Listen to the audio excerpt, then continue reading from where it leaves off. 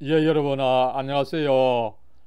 지난주에는 여러분들 직접 이 대면으로 만나 뵈어서 정말 참 좋았습니다. 그래서 저도 뭐 워낙 오랜만에 거의 뭐 1년 만에 만나다 보니까 이 회포를 많이 푼다고 조금 뭐 하이퍼가 된 느낌도 있는 것 같는데요. 그죠? 아무쪼록 참 이 학문한다고 하는 것은 서로서로 이 만나서 해야 되는 것이다. 그것을 다시 한번 느낀 좋은 경험이었습니다. 그러나 또 이 코로나 사태에 따라서 우리가 또 적절히 국가 시책을 따르면서도 또 나름대로 연구는 계속 해야 되다 보니까 이렇게 동영상으로 또 함께 이 공부를 하게 지속하게 되어서 참 좋다고 봅니다. 여러분 이 시간에는 이 선교사들의 문제를 또 한번 다루고자 합니다. 여러분 이 선교사들의 문제 그죠? 참 뭐 결정적으로 중요한 문제입니다. 이미 우리가 지난번에 이 한국 신학의 그 발전 과정, 특별히 뭐 장로교에 준해서 본다면 그죠?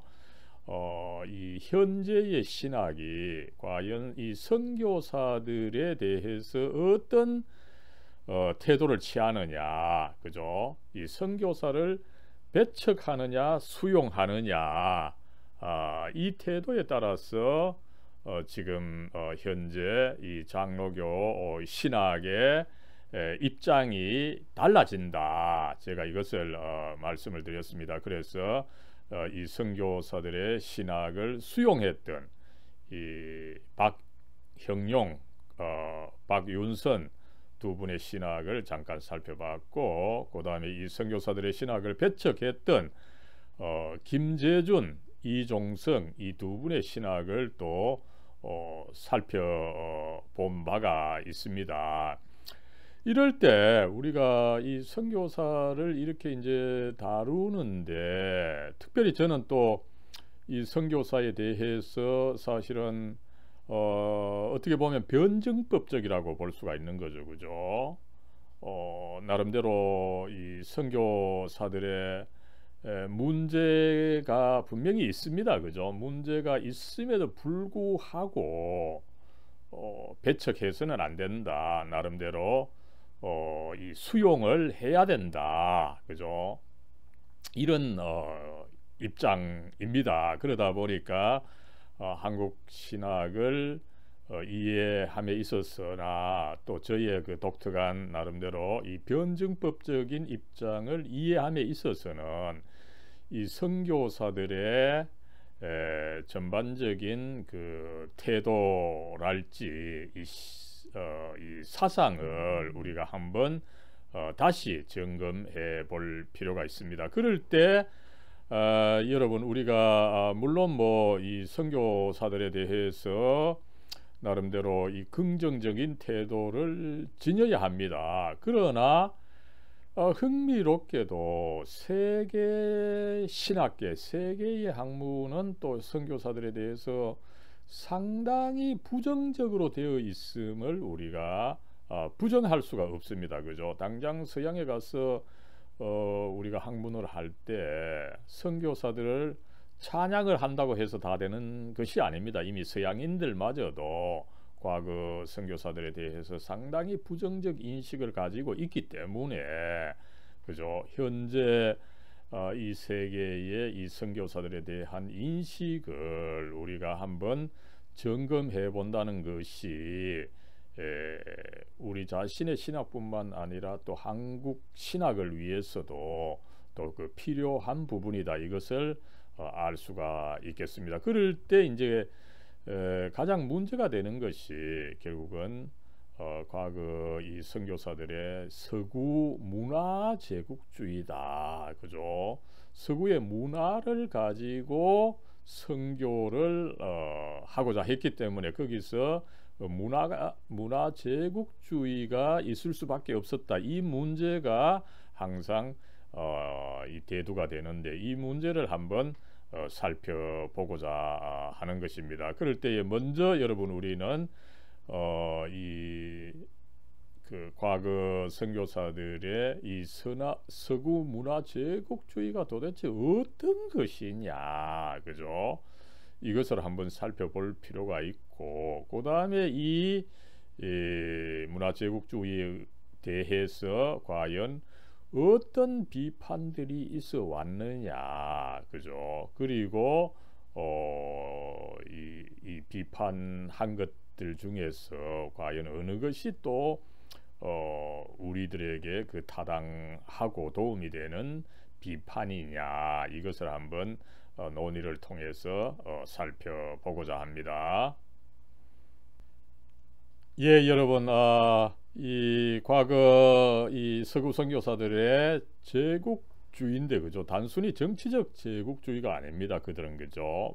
문화, 이 서구의 문화를 통해서 이 선교를 했다라고 하는 이 서구 문화 제국주의다, 그죠? 한번 그 내용을 한번 살펴보겠습니다. 일단 그 개념을 한번 보면, 그죠? 여러분, 이 뭐 제가 이미 그 선교사들의 이야기를 하면서, 그죠? 이 서구의 문화를 가지고 나름대로 선교를 했다, 그죠? 일단 뭐 출판사를 차리고, 그죠? 또 선교를 나갈 때도 뭐 걸어가기보다는 자전거 타고, 그죠? 이 똥차라도 차를 타고, 그죠? 또 특별히 또 이 선교사들이 중시했던 것이 이 의료죠, 그죠? 서양의 그 진보한 의술, 또 의료기구, 이런 걸 가져와서 이제 치료를 하고 또 선교를 하고, 그죠?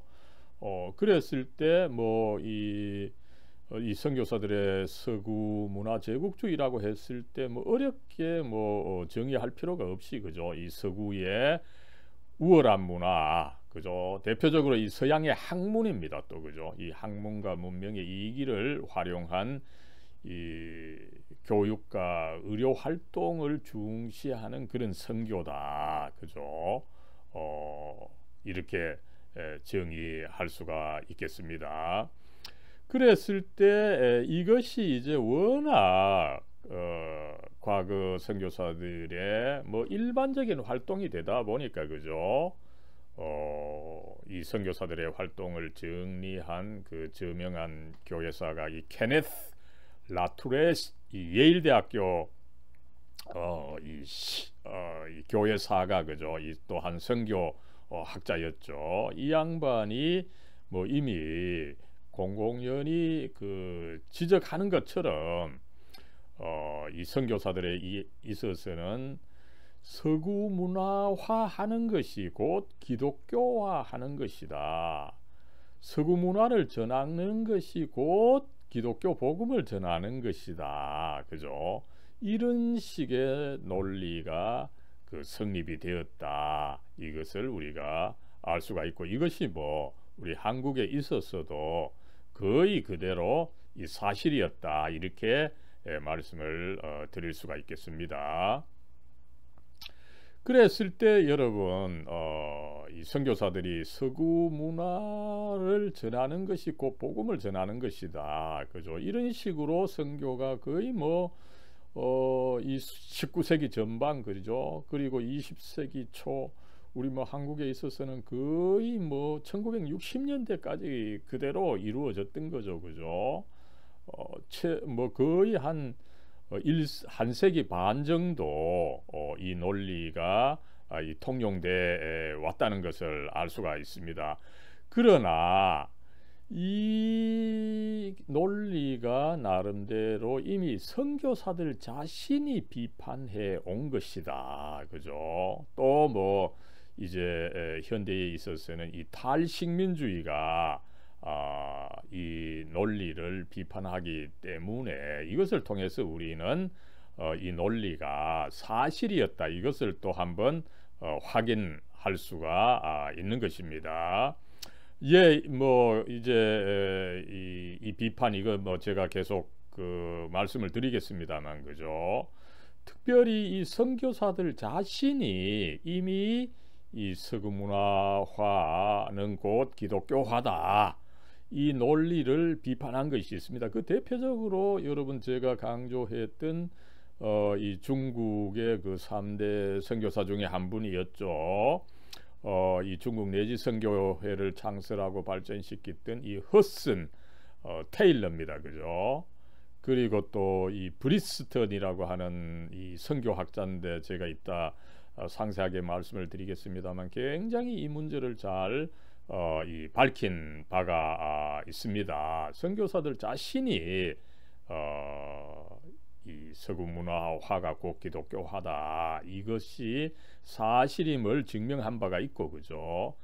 그 다음에 여러분 이 개념에 대해서 또 현대적으로 굉장히 그 중요한 개념이 이 하나님의 선교 개념입니다. 그죠? 이제 선교를 하는데 선교사가 선교하는 것이 아니라 하나님께서 선교한다. 그죠? 이 개념 자체가 사실은 이 과거 선교사들의 그 문화 제국주의에 대한 이 반성에서 나온 것이라고 하는 것을 우리는 이해할 수가 있는 것입니다. 이러다 보니까 여러분 이 선교사들이 이 서구 문화 제국주의를 가지고 있었다. 한국에서는 아직까지 선교사를 너무 그 숭상하다 보니까 이 선교사들이 문화 제국주의를 가졌다 이러면은 욕할 수 있는 사람들이 많습니다. 그러나 이미 선교사들 자신이 그것에 대해서 비판을 했고, 더구나 또 이 현대의 탈식민주의가 이것을 잘 밝히고 있기 때문에 이 과거 선교사들이 이 문화제국주의를 가졌다, 이것은 뭐 그 부인할 수 없는 사실이다. 이것을 먼저 한번 확인하고 넘어가고자 합니다. 여러분, 그래서 우리가 먼저 이 중세 교회를 한번 살펴봐야 됩니다. 교회가 여러분 초대 교회에서는 거의 뭐 한 5세기 이전까지의 그 초대 교회에서는 사실은 이 선교라고 하는 것이 주로 뭐 사도 바울에게 있어서 뭐 대표적입니다만, 그죠? 개인들이 가서 했습니다. 그죠? 그러다 보니까 어떤 그 문화권의 그 힘이랄지 특색이랄지 이런 것이 잘 그 전달되지 않는 이런 역사가 있었던 것입니다. 그러나 여러분 이제 로마 제국이 그 5세기 말에 멸망을 하고 6세기부터 이제 이 몰락한 로마 제국을 대신해서 교회가 성장하다 보니까, 그죠? 교회가 엄청난 힘이 생기고, 특별히 이 문화에 있어서, 그죠? 무엇보다도 언어죠. 라틴어를 보존하고 이것을 가르치고 연구하고 이런 중요한 학문을 교회가 전담하다 보니까 나름대로 교회의 문화적 역량이 일반 국가보다 컸던 이런 역사가 있고, 그죠? 이것이 이제 교회가 팽창하면서 자연스럽게 확산이 되었다, 그죠? 이것을 우리가 알 수가 있습니다. 그래서 여러분 이 무엇보다도 이 로마 제국이, 그죠? 로마 제국이 이제 몰락하면서 그 황폐화한 이 로마 제국을 사실은 문화적으로 종교적으로 재건한 것이 로마 교회입니다. 그죠? 그래서 로마 교회가 강해지고 로마의 주교가, 그죠? 뭐 당시 이 주교가 한 뭐 6군데 있었죠. 알렉산드리아, 안디옥, 그죠? 콘스탄티노플, 카르타고 이렇게 있었는데 로마 제국이 멸망하면서 그 몰락한 제국을 오히려 교회가 대신함으로 해서 교회가 막 확강하게 되다 보니까 로마 교회가 격상을 하게 되고, 그래서 로마 교회의 주교는 특별한 지위를 얻게 됨으로 해서 교황으로 승격한 그런 역사가 있었던 거죠. 그러면서 교회는 오히려 로마 제국의 계급 구조를 가지고 유럽 전체가 거기는 뭐 이 로마 제국의 영향권에 속하지 않았습니까? 그죠? 유럽 전체에 걸쳐서 이제 유럽 제국의 속속 이제 뭐 민족 국가가 들어서죠. 그죠? 이 프랑크족들은 프랑스에서, 서고트족들은 스페인에서, 그죠? 이런 식으로 이제 민족 국가가 발전하면서 여기에 교회가 함께 이 성장을 하는, 그죠? 또 어떤 곳에는 오히려 뭡니까? 교회의 수도사들이 오지에 먼저 들어가서 개척을 하면, 그죠? 여기 주민들과 그다음에 국가 행정이 들어오고, 그죠? 이런 식으로 이 유럽에 있어서 중세 유럽에 있어서는 이 국가와 교회가 함께 발전하는, 그러면서 교회가 교육을 비롯한 이 문화를 담당한 이런 문화적 역량을 키우는 이런 이 시기가 있었음을 우리가 알 수가 있는 것입니다. 그래서 여러분 어떻습니까? 그죠? 이 가톨릭 교회에 있어서 선교는 어떻게 됩니까? 그죠? 그저 뭐 복음을 전하는 것도 있지만 사실상 이 로마 교회의 그 확장을 의미하는 것입니다. 그죠? 또 어떻습니까? 그죠? 국가는 항상 또 국가를 확장하려고 하는 의지를 가지고 있죠. 교회는 교회를 확장하려고 하고, 국가는 국가를 확장하려고 하다 보니까 이 야욕이 서로 맞물려서 함께 가게 된다는 것을 우리는 이해할 수가 있게 되는 것입니다. 그래서 이런 과정에서 사실은 유럽 전체에 있어서, 그죠? 유럽의 뭐 오지까지, 그죠? 심지어 스웨덴, 노르웨이, 핀란드, 그죠?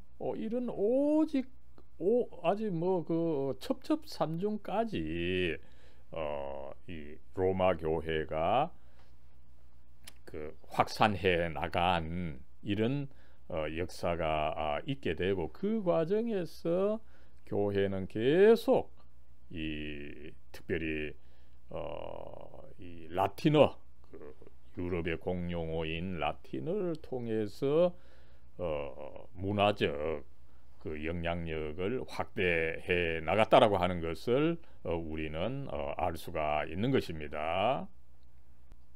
예, 여러분, 그래서 이런 과정에서 교회는 무엇보다도 그 언어, 그죠? 라틴어, 그리고 건축 양식, 이 서양에 있어서 성당 건축 양식이 뭐 대동소이하죠, 그죠? 같은 양식이 유럽 전역에 이렇게 퍼지게 되는, 특별히 뭐 이 성당이라고 해서, 그죠? 물론 외양은 다르지만 그 내면은 전체 이 성당 안의 구조, 그죠? 앞에 그 제단이 있고, 그 다음에 성가대가 있고, 그죠? 이런 내적 구조는 사실은 거의 동등하게 되어 온 그런 역사가 있는 것을 우리가 알 수가 있고, 그죠? 그래서 이 유럽에 있어서, 그죠?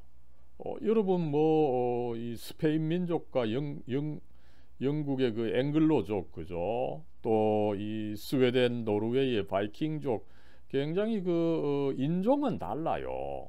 그러나 이 교회에 있어서는 그 라틴어를 사용하고, 그죠? 건축 양식이 같고, 그죠? 이런 식으로 해서 이미 유럽에 있어서 기독교화 한다, 이거는 뭡니까? 로마화 한다, 라틴화 한다, 그죠? 이미 유럽 전체에 있어서 로마 중심의 문화 제국주의가 이미 확산된 것을 우리가 확인을 할 수가 있는 것입니다. 이런 흐름이 이 근현대 선교에도 나타났다. 이것을 우리가 알 수가 있는 것입니다.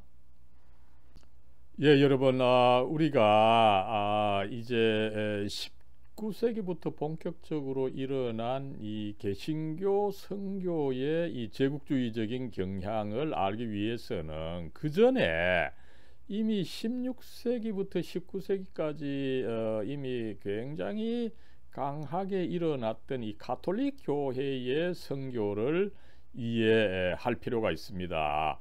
여러분, 이 스페인이 이 신대륙 남아메리카를 이제 정복하면서 선교한 그 역사죠.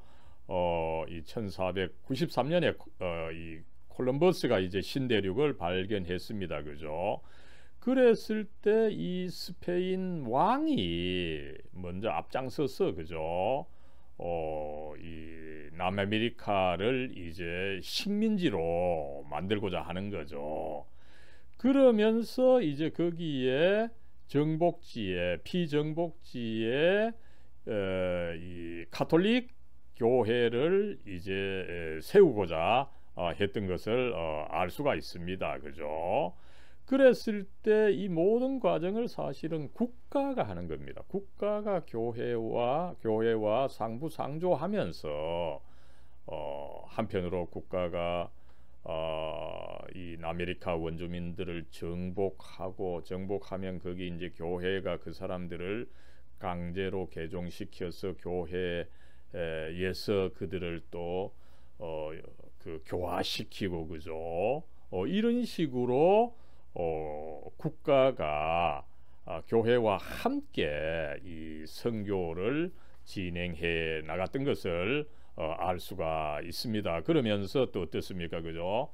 이 정복지마다 그 교구에 편성을 시켜서 교회에서 계속 이 교화 작업을 했던 것을 우리는 알 수가 있는 것입니다. 그랬을 때 여러분, 흥미로운 것은 뭡니까, 그죠? 이 남아메리카에는 다양한 그 민족들이 살고 있었습니다. 그죠? 그랬을 때 그들이 모두 이 민족적, 인종적으로, 문화적으로, 언어적으로 서로 달랐습니다. 그죠? 그런데 이제 흥미롭게도 이 스페인이, 그죠, 강력하게 그들을 정복하고 그들에게 특별히 이 스페인어를 가르친 거죠. 그죠? 그러다 보니까 어떻습니까? 이 남아메리카가 요사이는 그 다양한 지역, 다양한 민족, 다양한 문화가 있음에도 불구하고, 그죠, 스페인어와 또 나아가서 이 가톨릭을 통해서 통일이 되어 있는 그런 현실을 우리가 발견할 수가 있습니다. 그죠? 여러분, 이것이 사실은 참 이 식민주의의 그 문제입니다. 식민주의가 만약에 없었다 그러면, 그죠, 스페인이 그렇게 강력하게 남아메리카를 지배하지 않았다면, 그죠, 어떻게 됐습니까? 그죠? 각 지역마다 문화가 다르고 언어가 다르고, 그죠? 그러다 보니까 어떻게 보면 뭐 전쟁이 일어날 거고, 그죠? 그것이 또 완전히 좋은 것만 또 아니고, 또 이제 그들의 문화를 다 없애고 스페인 문화로 통일을 시켰다고 할 때, 그죠, 좋은 점은 있죠. 서로 교통할 수 있고, 그죠, 또 어떻게 보면 또 평화할 수 있고. 그러나 또 지역에 고유했던 문화, 언어가 또 사라지게 된 또 안타까운 현실은 있는 것입니다. 그죠? 그래서 우리가 역사를 살펴보면은 뭐 하나가 좋은가 하면 하나가 나쁘고, 그죠, 그것이 또 나쁜가 하면 좋은, 이런 측면이 있음을 여기서 우리가 한번 확인할 수가 있는 것입니다.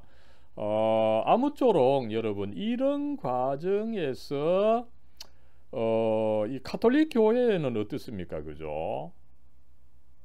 가는 곳마다 어쨌든 뭐 정복을 했었든지 어떻게 해서든지 교회를 세우고, 여기에 이제 로마, 일단 뭐 라틴어 중심의 그죠, 로마 중심의 교회 문화를 이식하는 것이 어떻게 됩니까? 그게 곧 기독교합니다. 그죠?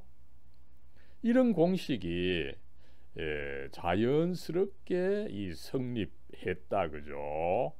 이것을 우리가 알 수가 있습니다.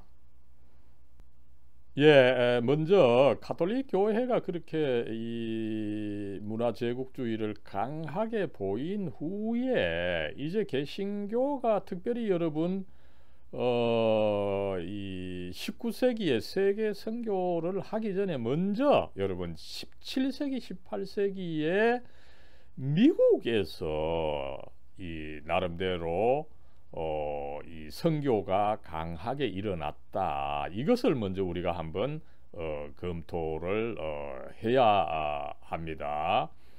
여러분 이제 이 청교도가 영국에서 일어나고 그죠? 이 청교도들이 영국에서는 신앙의 자유를 누릴 수 없다 보니까 거의 한 1620년 30년부터 이제 많은 청교도들이 미국 동부 그죠? 이 대서양을 가라를 질러서 바로 미국 동부 보스턴 지역으로 이주를 했습니다. 그죠? 거기서 이제 그 미국 그 동부의 그 매사추세츠 그 밑에 또 코네티컷 이런 그 지방에서 여기를 이제 그래서 뉴 잉글랜드라 그러죠. 그죠? 이 뉴 잉글랜드 동부 지역을 중심으로 해서 이제 청교도들이 먼저 정착을 했습니다. 그죠? 그러면서 어떻습니까? 미국에는 이미 그 원주민들이 살고 있었던 거죠. 그들에게 그래서 이 복음을 전하는 일을 계속 한 역사가 있는 것을 우리가 알 수가 있습니다. 그러면서 그죠? 어떻습니까? 이제 17세기에 이제 미국 동부에 이 청교도들이 자리 잡았는데 그죠? 계속해서 이제 영국과 이제 유럽에서 많은 사람들이 미국으로 이주를 오게 되는 거죠. 그러다 보니까 동부에 이제 땅이 부족하니까 어떻게 됩니까? 이들이 계속 동부로부터 서쪽으로 개척을 해 들어간 역사가 있습니다. 그죠? 그래서 미국에서는 이 과정에서 개척 정신, 그죠? 그 다음에 이 파이오니어 정신이죠, 그죠? 그 다음에 이제 옹트프로니어십, 그죠?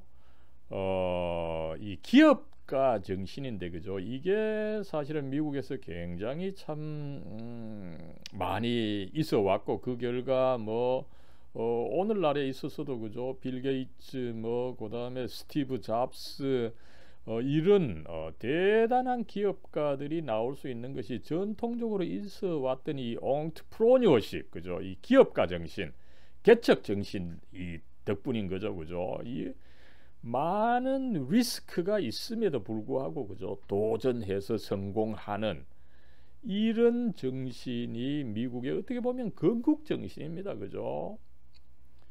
이 정신을 가지고 여러분 미국 사람들 정말 이 동부로부터 서부로 차츰차츰 그다음에 그래서 이제 중부로 나아가고 그죠?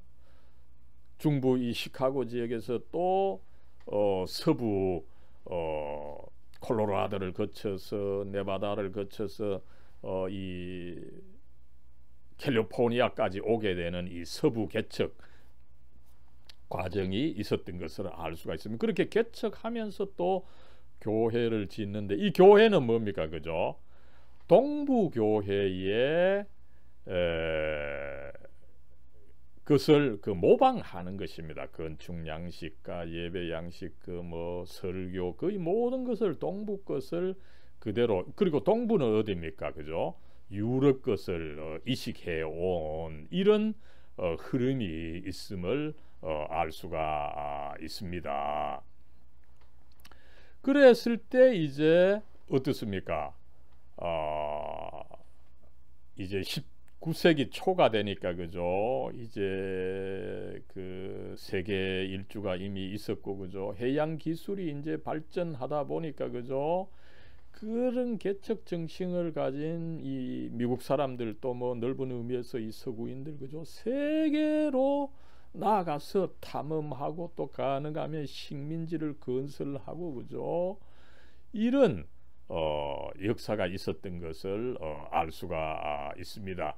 그럴 때 어떻습니까? 그죠? 그럴 때 또 선교사도 나가고 이들은 자연스럽게 이 서구 문화 이미 뭐 여러분 사실은 이 서구 문화를 가지고 이 선교를 하는 이 역사가 이미 뭐 벌써 1000년 이상이 된 역사가 있는 것입니다. 그러다 보니까 자연스럽게 서구 문화를 가지고 가서 그것을 활용하면서 이 선교를 했던 것을 우리가 알 수가 있습니다. 그래서 여러분 이 비판적으로 본다면은 우리가 이미 살펴봤지만 그죠. 이 현대 선교의 아버지라고 일컬어지는 그 인도에 갔던 그 윌리엄 캐리죠, 그죠? 이 윌리엄 캐리가 인도에 갔을 때 물론 뭐 복음을 전하는 것이 주요한 목적이었습니다. 그러나 여러분 복음만이 아니었죠, 그죠? 그는 이미 뭐 인도에 가자마자 이 출판소를 설치하고 그죠. 다른 여러 인도의 문화, 뭐 식물 이런 것을 연구했고 그죠. 굉장히 이 서구 문화를 가지고 인도에 갔던 것을 우리가 알 수가 있습니다. 그래서 여러분 이 윌리엄 캐리에 대해서 그 인도의 이 그 신학자 한 사람이 잘 그 평가를 하고 있죠, 그죠? 이 윌리엄 캐리는 단순히 이 선교사만이 아닙니다, 그죠? 산업가요, 경제학자고, 그죠? 그 다음에 뭐 인도주의적인 의사였고, 그죠? 미디어 개척자, 이 출판사를 이제 창설하고 거기에 뭐 또 다양한 선교책자 아마 뭐 신문 이런 것까지도 발행 안 했습니까, 그죠? 그리고 또 학교도 세우고 개혁가고 그죠? 또 식물학자고 이 선교사였다, 그죠? 이 양반 또 선교가 그죠? 이 캐리가 한 여러 활동 중에 하나였음을 이야기하고 있는 것을 알 수가 있는 거죠. 예, 그 다음에 이제 우리가 그 리빙스턴 그죠? 참 위대한 이 선교사였습니다, 그죠? 그리고 탐험가였죠, 그죠?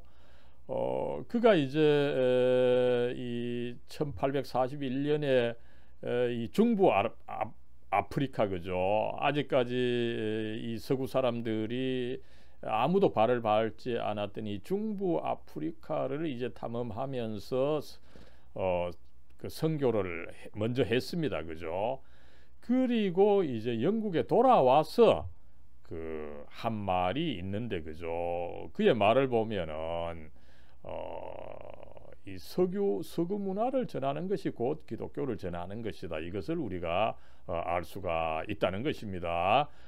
이 리빙스턴이 어떤 말을 했습니까, 그죠? 아프리카로 되돌아가서 서구의 상품과 기독교가 들어가도록 하겠습니다. 여러분 단순히 기독교만이 아닌 것을 우리가 이 리빙스턴 말에서 확인할 수가 있는 것입니다.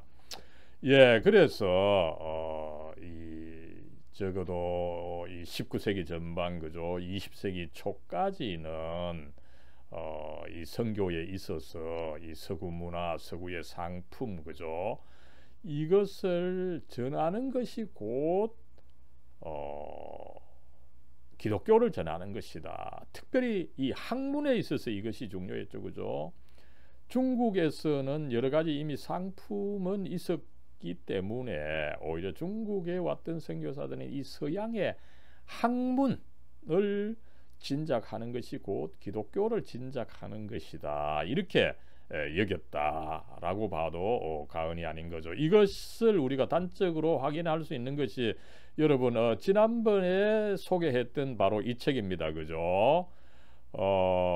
이 뇌진화, 그죠? 중국어로 읽으면은 레이전화, 그죠? 레이전화라고 하는 분인데 원래 이 카나다 사람인데, 그죠? 이름은 조지 클레이턴이죠, 그죠? 이 양반이 쓴 기독 선교 출판각서 서목 휘찬이다, 그죠? 그 영어로 여러분 이 책을 그 지두 성지아오 출판 지두 성지아오 요것만 쳐도 인터넷에서 검색을 할 수가 있습니다. 그죠? 이 책의 전모를 살펴볼 수가 있는데, 그죠? 그 안에 162쪽을 보면 이렇게 아마 철로역정 출판 상황에 관해서 잘 그 몇 판까지 나왔고, 그죠? 이런 식으로 이제 중국에서 이 선교사들이 과연 어떤 책을 어떻게 출판했느냐, 어느 출판사에서 몇 년도에 출판했느냐, 그죠? 이것을 잘 밝힌 이 서지 사항을 밝히는 이 책입니다. 이 책을 보면은 어떤 것도 중복이 있고, 또 어떤 것들은 또 제대로 된 책이라고 또 보기 어렵고, 그죠? 이 사실은 정확하게 과연 몇 권을 이 선교사들이 썼느냐, 이것을 추정하는 것은 이 책을 통해서도 쉽지 않습니다. 그죠? 그럴 때 제가 대략 추정해 보니까 한 2,500권, 그죠? 아니면 많으면 한 3,000권, 그죠? 여러분 이 100년 전에, 그죠? 책 출판하는 거 굉장히 사실은 어려웠습니다. 그죠? 이때에 3,000권 정도를 거의 한 100년도 안 되는 역사, 그죠? 이 출판했다는 것은 사실은 참 놀라운 일입니다. 그죠? 그랬을 때 이 선교사들이 과연 어떤 책을 출판했는지, 그죠? 단순히 기독교에 대한 것만이 아니죠. 그죠? 물론 성경 주석, 신학서들 이런 거 많습니다만, 그죠? 그 외에, 그죠? 모든 학문 분과, 그죠? 법학, 의학, 철학, 그죠? 특별히 그 당시 중국 사람들이 이 과학에 굉장히 관심이 있었죠. 그죠? 물리학, 화학, 심리학, 온갖 학문, 그죠? 심지어는 음악학, 미술학 이런 것까지 망라해서, 그죠? 이 선교사들이 출판을 했는데, 이 왜 출판했겠습니까? 선교사들이 왜 신학 외에 타 학문을 이렇게 번역하거나 저술하거나 해서 소개했겠습니까? 그죠? 서양의 문화가 우월하다. 그리고 이 서양의 문화와 함께한 기독교가 우월하다. 이것을 보여주려고 했던 것이라고 하는 것을 우리는 알 수가 있는 것입니다. 예, 이렇게 해서 우리는 나름대로 이 선교사들이 알게 모르게 이 서구 문화 제국주의를 가졌다. 이것을 우리는 이 책을 통해서 다시 한번 확인을 할 수가 있는 것입니다. 예, 여러분 이렇게 이제 이 19세기 그리고 이 20세기 초 이 아시아 아프리카에 갔던 선교사들이 거의 1000년 이상에 걸친 이 서구 문화 제국주의, 그죠? 이 경향성을 가지고 있었는데, 이 경향성에 대해서 비판이 있어 왔다. 이것을 우리가 한번 검토를 해야 합니다. 여러분 이 비판이 있었다고 할 때 그 비판이 바깥쪽에서 있기 전에 이미 안쪽에서 이 서구 문화 제국주의를 가장 강하게 가졌던 영미 선교사들 자신들이 이미 이 문화 제국주의에 대해서 비판했다는 것을 우리가 알 수가 있습니다. 대표적으로 먼저는 제가 이미 말씀을 드렸던 이 허슨 테일러입니다. 그죠? 중국 내지 선교의 창설자고, 그죠? 거의 뭐 이 수천 명에 달하는 이 선교사들을 가지고 있었던 참 훌륭한 이 선교회였던 것을 우리가 알 수가 있습니다. 어떻습니까? 이 테일러는 이 서구 문화화가 곧 복음화다, 선교가 그렇게 이루어지고 있는 것을 알았어요. 그래서 이것을 비판하는 거죠. 오히려 서구 문화를 강조하는 것이 복음화를 방해한다, 이렇게 주장했을 정도죠. 그래서 어떻게 이야기를 했습니까? 제가 그의 말을 인용을 합니다만, 그죠? 복음을 전파하는 대신에 의술을 베푸는 거, 그죠? 여러분, 이 선교사들이 많은 경우에 이 병원과 함께 활동을 했습니다. 그죠? 병 고쳐주고 예수 믿으시오 이렇게 하곤 했는데, 이것은 중대한 실수입니다. 그죠? 만약 우리가 마음을 변화시키는 영적인 능력 대신에 교육을 위한 학교를 제공한다면 이 또한 중대한 실수입니다. 그죠? 여러분, 이 과거 선교사들이 교육과 이 의료를 얼마나 중시했습니까? 그죠? 그런데 이 테일러는 이 복음이라고 하는 것은 의료와 교육을 넘어 있는 것이다, 이것을 주장했던 것을 알 수가 있습니다.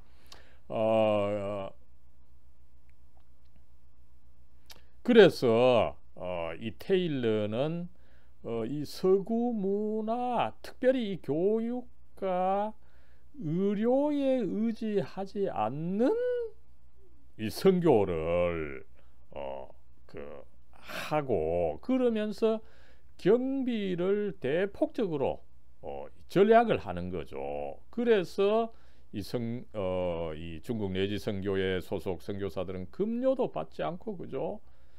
최소의 이 생필품을 이제 이 선교 단체 그리고 현지인들의 도움을 받아서 해결을 한다, 그죠? 그러면서 어떻습니까? 그러면서 이제 이 테일러는 모국의 이 선교 후원 단체로부터 후원을 적극적으로, 그죠? 이끌어내지 않는, 뭐 자연스럽게 후원하는 것은 받는다 할지라도 그것을 후원해 달라고 홍보를 해서 후원까지 하는 이런 일은 하지 않았다는 거죠. 그렇게 후원을 받으면 어떻게 됩니까?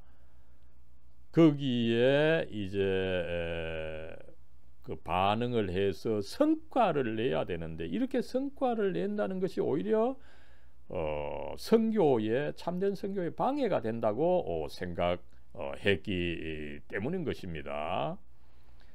그리고 또 이 서구 문화를 드러내려고 하지 않았던 거죠. 대표적으로 여러분 이 복장입니다. 그죠?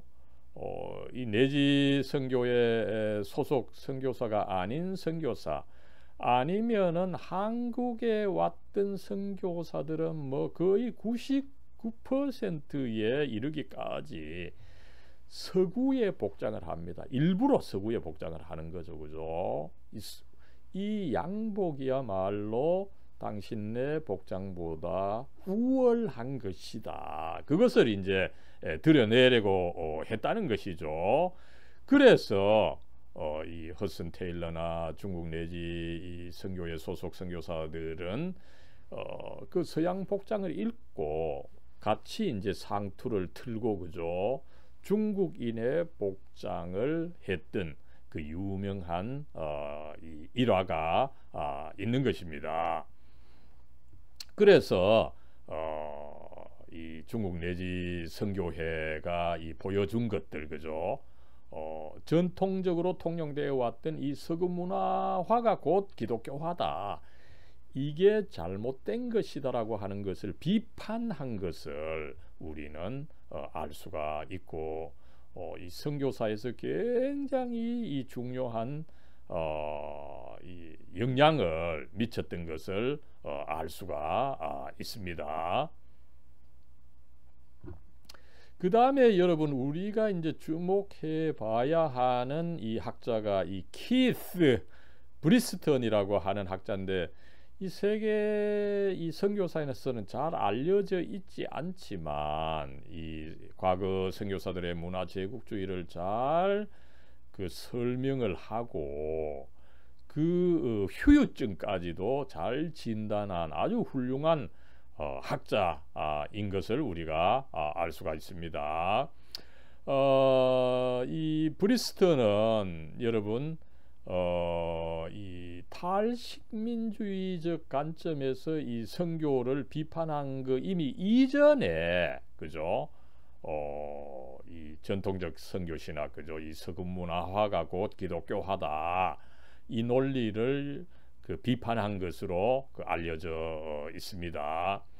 여러분, 그러면은 왜 선교사들이 이 서구 문화를 강조했던 것이냐, 그죠? 그들이 나름대로 이 문화 불감증이 있었다는 거죠, 그죠?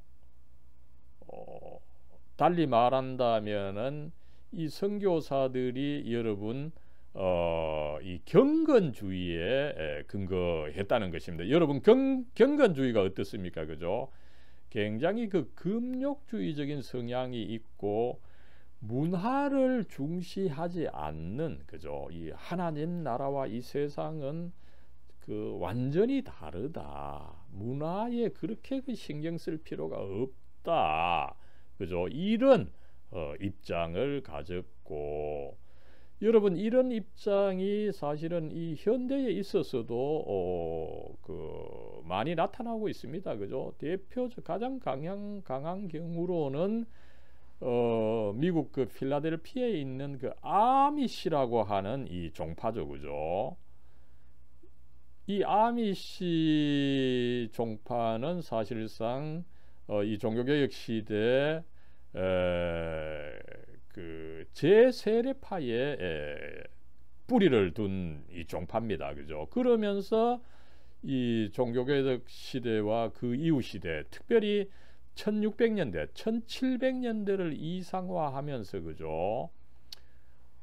계속 농장 생활을 하면서, 그죠? 현대 문명, 현대 문화를 거부하면서 17세기 그 유럽의 작은 그 농장 문화에 파묻혀 있는 거죠. 그러면서 외부 세계와 완전히 단절을 해서 살아가는 이 아미시 이 종파를 우리가 보면은 이 문화 불감증, 그죠?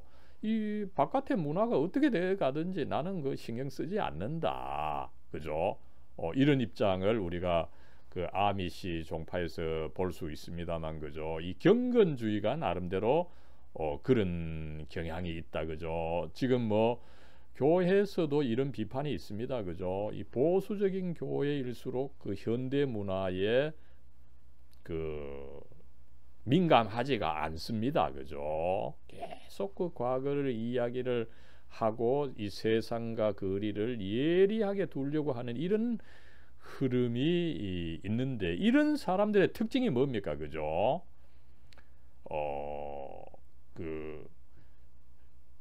이 세계, 그죠? 또 특별히 그 피선교지에 속해 있는 그 문화 종교를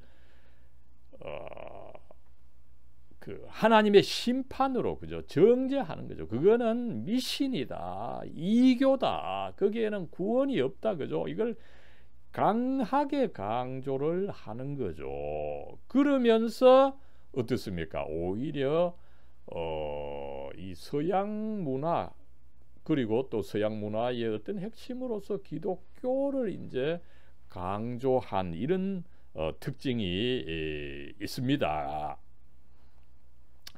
그랬을 때 어떻습니까, 그죠?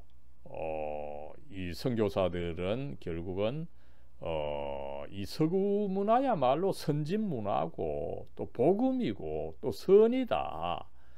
그리고 아프리카와 동양의 문화는 미개 문화고, 그죠? 또 종교는 미신 종교고, 그죠? 또 그리고 악이다. 이런 이원론을 과거에 이 선교사들이 가지고 있었고, 이것이 나름대로 경건주의에 근원한 것이다. 이런 것을 이제 이 브리스턴이 잘 밝혀주고 있는 것을 알 수가 있습니다. 여러분, 그러면은 이제 이런 선교사들의 그 어떤 태도, 그죠? 이 문화 제국주의죠. 이런 강한 문화 제국주의가 과연 이 피선교지 사람들, 현지인들에게 어떤 영향을 미쳤겠느냐? 브리스턴이 이런 것을 잘 가르쳐주고 있는 것을 우리가 알 수가 있습니다. 이 브리스턴은 이렇게 서구 문화 제국주의를 가지고 선교했을 때 잠재적으로 그 파괴적인 영향을 가져온다. 굉장히 이 문화 제국주의가 단순히 복음을 전하는 효과가 있는 것 같지만 이 피선교지의 그 현지인들에게는 굉장히 그 파괴적인 결과를 가져온다. 이런 그 영향관계를 브리스턴이 잘 파악하고 있는 것을 알 수가 있습니다. 그죠? 어떻습니까? 그죠? 이 서구 선교사들이 이 선교지에 가가지고, 그죠? 거기에 있던 이 재래 종교가 악이다. 그죠? 이렇게 이제 가르쳤을 때 그 비선교지 사람은 어떻습니까? 그죠? 자기의 고유한 것, 그죠? 자기 천년의 역사를 버리고 이제 기독교를 받아들이면서 서구 문화를 이제 수용하게 되는데, 문제는 어떻습니까? 이 서구 문화가 생경한 거죠. 자기에게 그 맞지 않는 이런 문제가 있는 것입니다. 그럴 때 어떻습니까? 어떤 그 몸과 정신의 그 분열이 일어난다는 것을 이 브리스턴이 설명을 하고 있는 거죠. 이 비선교지 사람들이 서양 문화를 이상화합니다. 그죠? 이상화한 결과 그것을 자꾸 모방하려고 하는 거죠. 그죠? 의식적, 무의식적으로 모방을 하게 되는 것입니다. 그죠? 여러분, 우리 한국의 그 교회 건축 양식을 보십시오. 그죠? 거의 이 천편일률적으로, 그죠? 그런 그 건축 양식을 갖고 있기 때문에 어떤 그 창조성이 결여되어 있다. 이것을 알 수가 있는데, 그죠? 이렇게 모방을 하게 되면은 결국은 이 창조성의 근간이 되는 이 진실성, 그죠? 진실성과 정직성, 그죠? 이것을 고갈시키는 결과가 나오는 거죠. 내가 참으로 생각을 하고 그 결과 내가 만들어내는 것이 아니라 계속 서양 것을 모방하는데 어떻습니까? 그죠? 내가 모방했다 이렇게 또 이야기하기는 좀 구차한 거죠. 그래서 서양 것을 모방하면서 마치 자기가 창조하는 것처럼 하다 보니까 정직성이 사라져 버리게 되는 안타까운 사태가 일어나는 거죠. 그죠? 그래서 어떻습니까? 그죠? 이 한국을 비롯한 피선교지의 교회 건물이 대략 사실은 여러분 미국식 혹은 유럽식을 따르려고 하는데 또 사실상 그게 또 유럽식도 아니고 미국식도 아니고, 그죠? 그런 어중간한 형태를 취하는 것이 많죠. 그죠? 그래서 교회의 건축 양식에 있어서 이런 창조성이 결여되는 결과가 일어나고, 여러분 더구나 이 신학함에서 어떻습니까? 그죠? 신학함에 있어서 이 서구의 것이 최고의 것이다. 그죠? 이 서구의 것을 서구 신학을 이상화한 나머지 서구 신학을 번역하고 그죠? 그거를 그저 확대 재생산하되 여러분 어떻습니까? 그죠?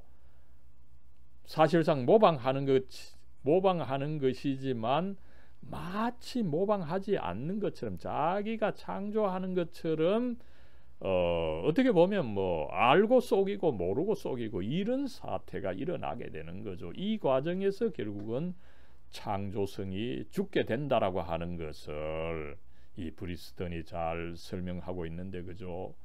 여러분 이것은 저는 오늘날 이 한국 신학의 현실을 잘 보여준다고 봅니다. 그죠? 보수 입장이든 그죠? 진보 입장이든 그죠? 우리 한국 신학은 사실은 아직까지 번역 수준을 넘어서지 못하는데 불행하게도 번역한다는 것도 정직하게 번역하는 것이 아니라 뭡니까? 마치 번역을 하면서도 그걸 자기 것인 양 그죠? 표절하는 것이 그 횡행하는 그죠? 이렇게 해서는 여러분 참된 이 창조가 일어날 수 없다라고 하는 것을 우리는 이 브리스턴의 준열한 이 평가를 통해서 알 수가 있는 것입니다. 그 다음에 여러분 또 흥미롭게도 그 세계 이 선교사를 조금 살펴보면은 어떻게 본다면 영미권 선교사들이 더 강한 문화 제국주의를 가졌다. 그죠? 이것을 이제 유럽 대륙의 신학자들이 그 꾸준히 특별히 독일의 선교학자들이 꾸준히 비판해 온 것을 우리가 알 수가 있습니다. 대표적으로 여러분 이 굉장히 이 19세기 초기의 이 선교학자였죠. 이 칼 그라울이라고 하는 학자는 그죠. 이 영미권에 서는 잘 알려져 있지 않지만 나름대로 그 이름이 있는 이 초기의 이 선교학자였습니다. 그죠? 이 양반은 인도에서 나름대로 조금 선교 경험을 했던 것 같아요. 그죠? 그래서 이 인도의 그 악명 높은 카스트 제도를 어떻게 해석하느냐. 그죠? 가톨릭 교회는 카스트 제도를 용인을 하는 거죠. 그리고 영미 선교사들은 그것을 배척을 하고 그죠. 그것은 이 기독교의 평등주의에 어긋나기 때문에 카스트 제도를 용인할 수 없다. 이렇게 나가는데 그라울 자신은 어땠습니까? 이 중간 노선 그죠. 어떻게 보면은 뭐 용인을 하면서도 조금 평등하게 해야 된다 이런 식으로 해서 완전히 이제 용인도 아니고 완전히 배척도 아닌 이런 입장을 취하면서 어쨌든 그 완전히 배척했던 이 영미 사람들과 다르게 그 활동했다는 것을 우리가 알 수가 있는 것입니다. 그죠? 그랬을 때 어떻습니까? 이 그라울은 영미 선교사들이 그렇게 카스트 제도를 배척한 것은 인도의 그 문화를 모르기 때문이다. 그죠? 그리고 또 어떻습니까? 이 인도의 그리스도인들을 서구 영국의 기준에 따라서 이미 카스트 제도가 그렇게 수천 년 있어 왔는데 이것을 없애려고 하는 것은 오히려 인도의 문화를 영국화하려는 것이다. 이렇게 비판을 했다는 것입니다. 그래서 이 그라울은 나름대로 어떻게 보면은 선교학자로서는 거의 처음으로 이 기독교의 복음을 전하는 것은 이 유럽의 문화를 전하는 것과 다르다. 그죠? 기독교화와 유럽화는 다르다. 이것을 이야기를 했고 영미권은 특별히 이거를 잘 구분하지 못한다. 그죠? 그래서 영미권 선교사들이 더 문화 제국주의를 가졌다. 이렇게 비판한 것을 우리가 알 수가 있습니다. 그 다음 여러분 이 그라울의 이런 이 비판적 입장을 계승한 것이 이 바르넥이라고 하는 이 독일의 이 선교학자였죠. 이 선교사 훈련으로 20세기 초까지 유명했던 이 할레 대학의 이 선교학 교수였죠. 이 양반은 이 선교에 있어서 영미권 선교사들이 뭐 표처럼 썼죠, 그죠? 기독교가 팽창해야 된다. 그 다음에 복음을 확산시켜야 된다. 그리고 또 영미권에서 그죠? 이 19세기 내에 그죠? 한 세대 내에 19세기 말 뭐 20세기 초까지 이 현 세대 내에 전 지구를 복음화해야 된다, 그죠? 이런 목표를 걸고 이것을 또 효율적으로 이루기 위해서 또 세부 목표를 세우고 이런 식으로 해서는 안 된다. 그거는 복음 전파 과정이 아니다. 이렇게 이 바르넥이 비판했던 것을 알 수가 있는 거죠. 이렇게 성과를 내려고 하는 것은 뭡니까? 하나님 나라를 마치 온실처럼 생각한다는 거죠. 우리가 식물을 짧은 시간에 그죠? 보다 적은 경비를 통해서 효과적으로 식물을 생산하기 위해서 온실을 씁니다. 그죠? 그러면 성과가 높아지는 것이죠.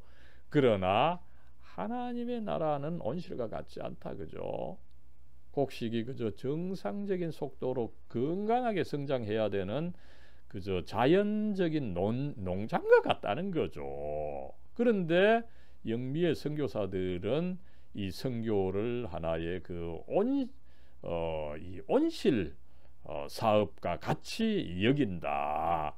이렇게 강하게 비판했던 것을 알 수가 있는 것입니다. 그래서 이 바르넥은 이 선교에 있어서 유럽식과 미국식이 있다. 이렇게 이야기를 하면서 유럽은 어떻습니까? 그죠? 유럽 사람들은 이 피선교지의 토착적인 요소, 토착화를 좀 강조한 반면에 미국은 오히려 서양화, 서양 문화를 전하는 거, 그죠? 이것을 강조한 측면이 있다. 이렇게 미국의 영미의 선교가 더 문화 제국주의를 가졌다. 이것을 바르넥이 이야기했던 것을 우리는 알 수가 있습니다. 예, 특별히 이제 이 독일의 선교학자들이 영미권의 선교에 대해서 그렇게 비판하는 것을 이어받은 사람들이 어떻게 보면 이 네덜란드 이 선교학자였죠. 이 크레먼데 그죠? 아주 유명한 선교학자죠, 그죠? 이 크레먼은 나름대로 유럽 대륙 그죠? 영미권이 아니라 유럽 대륙의 그 선교 신학을 이어받아서 발전시킨 그래서 이 20세기 선교학자들 중에서 가장 그 중요한 분이다 이런 그 평가를 받고 있는 양반이죠. 이 양반이 이제 뭐 아주 그 유명한 책 그죠? 그 비기독교 세계에 있어서 기독교 메시지 그죠? 이 책에 있어서 이제 특별히 영미권 선교사들의 이 선교 개념을 비판하는 것이 있죠, 그죠? 그래서 이 영미권 선교사들 그죠? 선교하면은 성공을 해야 된다. 또 뭡니까? 개종자 그죠? 입교자 그죠? 회심자 수 그죠? 그 한 해 교인이 얼마나 늘었고 그죠? 이런 실적을 중시한 이 선교 문화가 이 영미권 선교에 있었던 거죠. 그러나 이것이 선교 활동의 기준이 되어서는 안 된다. 그죠? 이 선교라고 하는 것은 오로지 이 사도적 의무를 다하는 것이지 그 결과에 대해서 우리가 숫자가 많다고 해서 좋고 그죠? 적다고 해서 나쁘다 이렇게 판단을 해서는 안 된다라고 하는 것을 이 크레머가 강조했던 것을 알 수가 있습니다. 그러나 여러분 어떻습니까? 그죠? 미국 사람들은 어떻습니까? 그죠? 이 실용주의가 강하죠. 그죠? 분명히 이런 그 인풋이 있으면 거기에 따른 아웃풋이 있어야 된다. 그죠? 그리고 그거 이 인풋과 아웃풋 간의 관계를 요런저런 식으로 확정을 할 수가 있다, 그죠? 이런 실용주의, 과학주의가 미국 사람들에게는 강하게 있기 때문에 선교에 있어서도 같은 이 결과를 보려고 하는 것인데, 그죠? 이렇게 하는 것은 이 선교의 목적 달성에 도움이 되지 않는다. 이렇게 강하게 비판했던 것을 알 수가 있습니다. 그러면서 여러분, 이 크레머가 물론 발견한 것이 아니지만 굉장히 중요하게 생각했던 것이 뭡니까? 여러분, 1960년대부터 중요하게 된 개념이죠. 이 선교는 하나님의 선교다, 그죠? 미시오 데이다. 무슨 말입니까, 그죠?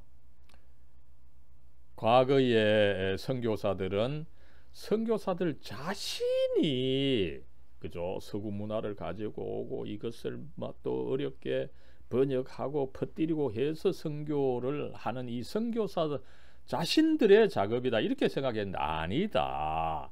하나님께서 하시는 것이다. 다만 선교사들은 도구일 뿐이다. 그러면 이제 선교를 어떻게 해야 되느냐? 선교사가 주체가 되지 말고 현지인들이 주체가 되도록 선교사들은 다만 도와주는 일을 해야 된다, 그죠?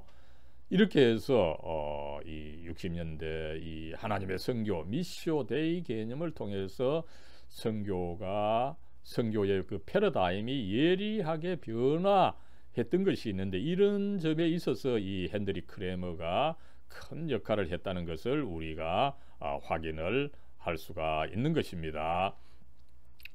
여러분, 이제 마지막으로 1980년대 이후에 이제 이 선교사들에 대해서 굉장히 그 비판적으로 바라보고 연구하는 흐름이 있어 왔는데, 그죠?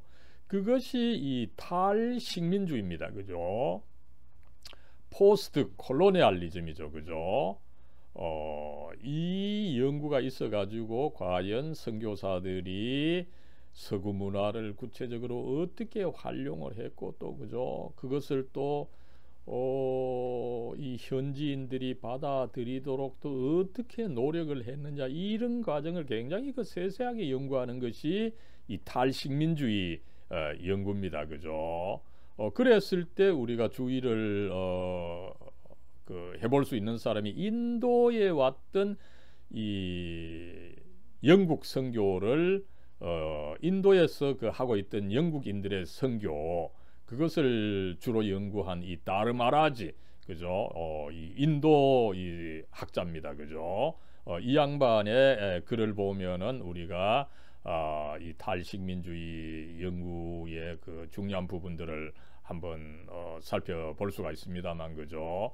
앞에서 제가 이 영미 선교사들은 이 서구 문화화하는 것이 곧 기독교화하는 것이다, 이 선교 제국주의를, 문화 선교 제국주의를 가졌다, 그죠? 제가 이 말씀을 드렸는데, 그죠? 이게 특별히 여러분 식민 통치자나 아니면 영국인들이, 그죠, 일반적으로 활용한 패러다임이라는 것입니다, 그죠? 단순히 선교사들은 어떻게 보면 서구 문화를, 그죠, 수단으로 생각했을 수도 있지만, 그러나 정치적으로 볼 때 특별히 식민주의자는 이 기독교가 식민 통치를 하는데 중요하고 절대적인 수단이다, 그죠? 그렇게 간주하고 이 선교를 나름대로 도운 측면이 있다, 이렇게 이 다르마라지가 이 밝힌 것을 알 수가 있습니다, 그죠? 어떻습니까, 그죠? 서구 문화를 이제 가져가면 어떻습니까, 그죠?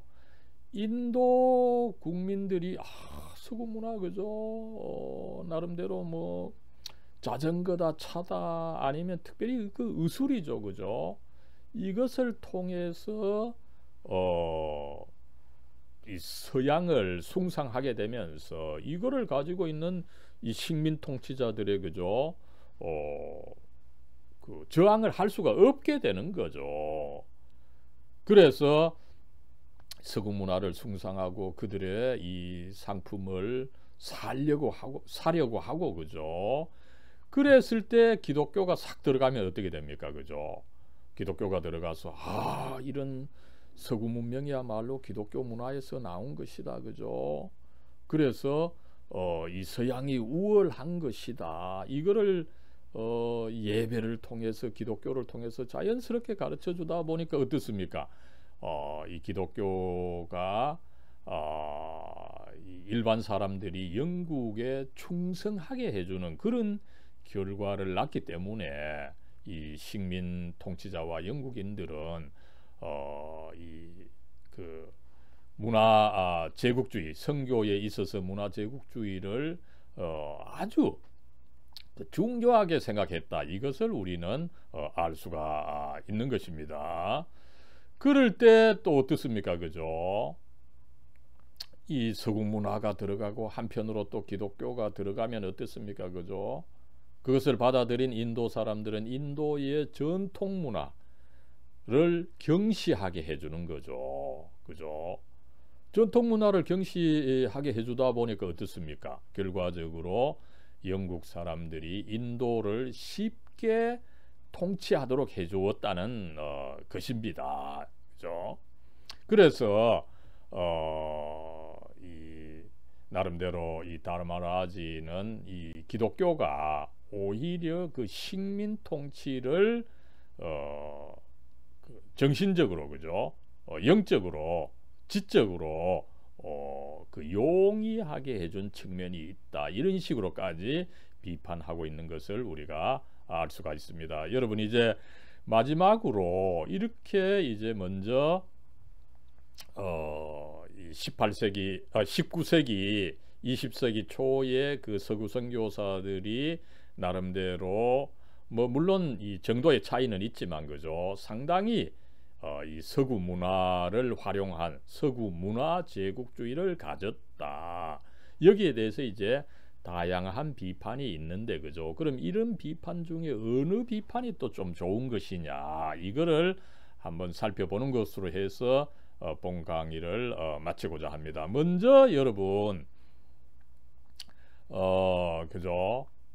이 선교사들 자신이 그 비판한 것이 있는 거죠. 그죠? 특별히 이 허슨 테일러의 비판이 굉장히 참 이 의미가 있는 것을 우리가 느끼게 됩니다. 그죠? 그리고 이 브리스턴 그죠? 이 선교사들의 문화 제국주의가 사실상에 있어서 그 경건주의적인 금욕주의적인 경향에서 그 온 것이고 그 다음에 그것을 통해서 이 교회와 이 세상 문화를 너무 예리하게 이원론적으로 생각하게 함으로 해서 그죠? 이 현지 기독교인이 아예 문화에 대해서 불감증을 갖게 했고 그죠? 그 결과 이 서양 문화를 이상화하고 서양 문화를 모방하려고 하는 잘못된 태도를 키워줬다는 거죠. 그래서 뭐 우리 한국에 있어서 본다면 그죠? 먼저 뭐 가장 외형적인 교회 건축 양식이 어떤 독창성이 없는가 하면 여러분 그죠? 이 신학 제 자신이 그랬습니다만 그죠? 이 서양 신학을 너무 이상화해 놓은 나머지 그죠? 그래서 뭐 제가 또 다음에 또 살펴보겠습니다만 완전히 지금 한국 신학은 어떻게 본다면은 이 바르트 신학의 그 일색이 되어버린 그죠?